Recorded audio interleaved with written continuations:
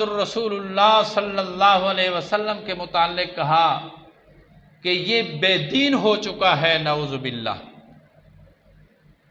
باپ دادے کے مذہب کو چھوڑ چکا ہے، بد مذہب ہو چکا ہے، لہذا تم نے ان کی بیٹیوں کو اپنے نکاح میں نہیں رکھنی،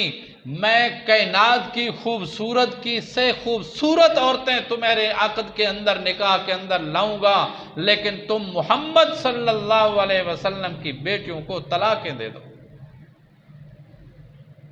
صرف طلاقیں نہیں ہوئی میرے بھائی اور دوستو، مارا پیٹا بہ گیا۔ اللہ کے نبی کی صاحبزادیوں کو انہوں نے تماچے مار کر طلاقیں دے دیں، منہ کے اوپر تھوکا گیا، لیکن اللہ کے نبی صلی اللہ علیہ وسلم نے یہ مصائب بھی، یہ آلام اور تکالیف بھی ایسے ہی برداشت کی جس طرح پہلے آپ صلی اللہ علیہ وسلم بعثت کے بعد اللہ کی توحید کی خاطر مصائب اٹھا رہے تھے، ذرہ برابر کوئی فرق نہیں آیا۔ ہاں، آج ہم کہتے ہیں کہ ہمارے اوپر تو کوئی تکلیف نہیں آنی چاہیے، ذرہ برابر کوئی آزمائش آ گئی ہمارے قدم لڑکھڑا جاتے ہیں، ہم ادھر ادھر بھٹکنے لگ جاتے ہیں، یہ کیا ہو گیا؟ نہیں نہیں میرے بھائی اور دوستو، رب کی توحید کی خاطر اللہ تعالیٰ کی طرف سے آزمائشیں آتی ہیں، مصائب اور تکلیفیں آتی ہیں، لیکن ایمان والوں کو یہ مصائب برداشت کرنا پڑتا ہے۔ اللہ کریم نے فرمایا یہ تکالیف اور آزمائش آج تم پر نہیں آ رہی، بلکہ احسب الناس ان یترکوا ان یقولوا آمنا وہم لا یفتنون وَلَقَدْ فَتَنَّ الَّذِينَ مِن قَبْلِهِمْ فَلَيَعْلَمَنَّ اللَّهُ الَّذِينَ صَدَقُوا وَلَيَعْلَمَنَّ الْكَاذِبِينَ۔ میرا تو یہ قانون ہے، میرا یہ ضابطہ ہے کہ جب بھی کسی نے میری توحید کو قبول کیا، یہ علم بلند کیا ہے، پھر اس کے اوپر آزمائشیں آتی ہیں، تکلیفیں آتی ہیں، میں اللہ کریم کھرے کو کھرا کرنا چاہتا ہوں، کھوٹے کو کھوٹا کرنا چاہتا ہوں، تاکہ کائنات جان لے کہ کون سچا ہے۔ لَيَعْلَمَنَّ الَّذِينَ صَدَقُوا وَلَيَعْلَمَنَّ الْكَاذِبِينَ۔ ہمیں تو یہ دین، یہ مذہب اسلام، یہ قرآن مقدس جیسی دولت گھر بیٹھے ماں کے گود کے اندر نصیب ہو گئی، ہمیں کچھ اس کے بارے میں تکلیفیں نہیں اٹھانی پڑی، اس لیے ہم کہتے ہیں بس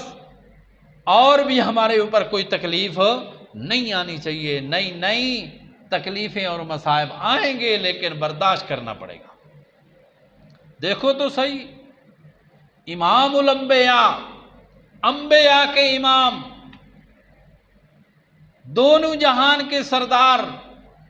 جب رب کی توحید کا علم اٹھاتے ہیں تو یہاں تک تکلیفیں ہوئیں، مشرکین نے آپ کی صاحبزادیوں کو طلاقیں دے دی،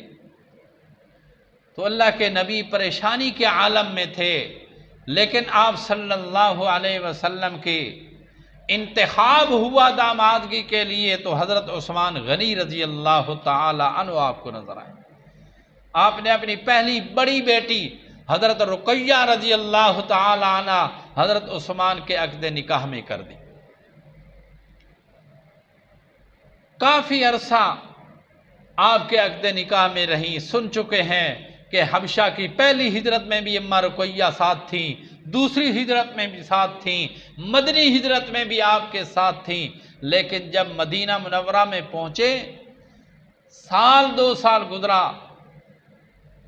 بدر کے میدان کا وقت آیا تو حضرات صحابہ کرام بدر کے میدان میں جنگ کرنے کے لیے تشریف لے گئے تھے، لیکن حضرت عثمان غنی بدر میں شریک نہ ہو سکے، اس لیے کہ اماں رقیہ رضی اللہ تعالی عنہ تکلیف کے ساتھ تھیں۔ آپ صلی اللہ علیہ وسلم نے خود اجازت فرمائی کہ عثمان تم نے اپنی گھر والی کی دیکھ بھال کرنی ہے، ہم کوئی جنگ کے لیے نہیں جا رہے، ہم تو ایک قافلے کے پیچھے جا رہے ہیں، اس کے اوپر حملہ کریں گے، کوئی بڑی جنگ نہیں ہونے والی، اس لیے تم اپنی بیوی کی دیکھ بھال کے لیے پیچھے ٹھہرو۔ آپ کی اجازت کے ساتھ حضرت عثمان رضی اللہ تعالیٰ عنہ اپنی بیوی کی نگہداشت کے لیے مدینہ منورہ میں ٹھہرے، لیکن اللہ کا کرنا ایسا ہوا، کسی نے ہمیشہ اس جہان میں رہنا نہیں، کل شیء ہالک الا وجہہ، ہمیشہ رہنے والی ذات ہے تو ایک اللہ رب ذوالجلال کی ذات ہے۔ اس جہان میں تو انبیاء بھی ہمیشہ رہنے کے لیے نہیں آئے، اولیاء ہمیشہ رہنے کے لیے نہیں آئے، شہداء تو آئے ہی اپنی گردنیں کٹانے کے لیے ہیں، کسی نے اس جہان کے اندر ہمیشہ